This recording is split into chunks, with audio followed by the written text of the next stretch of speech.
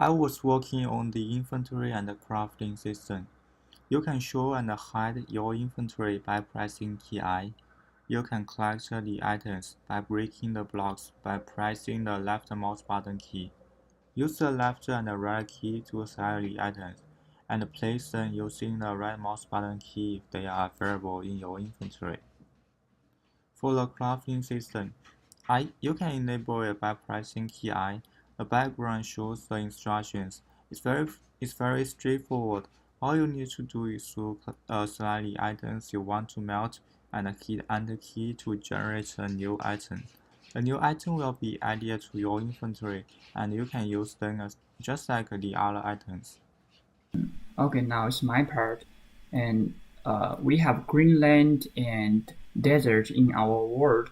So at the part of Greenland, we have a main river, and there is some trees and flowers at the uh, edge of the river.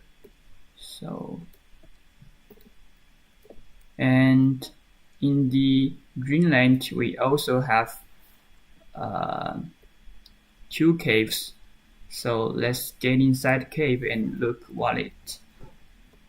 So as we can see, there is some golden ore around our path, and also other kind of ores. And at a certain point, we have a lava cave, and we got different kind of ore inside. And oh, that's pretty much. Okay, let's see the outline of our random walk, the cave, from the bottom. Okay, and at the edge of our Greenland, the terrain is transit from the dirt and grass into the sand, so it's blending together. And in the desert, we have water, and around the water we have trees, and we can see there is some cliff-like sand. Shadow mapping. I first render the scene from the perspective of the sun to generate a depth map. I store the map in a texture buffer and sample it when I draw the scene.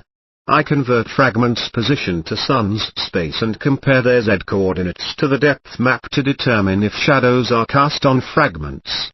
I did a floor operation to the player's coordinates to solve the shimmering edge error. More texture. I make more types of block, including gold, chest, flower, etc. In order to achieve the correct blending of the flower block, I create the bows based on the player's position.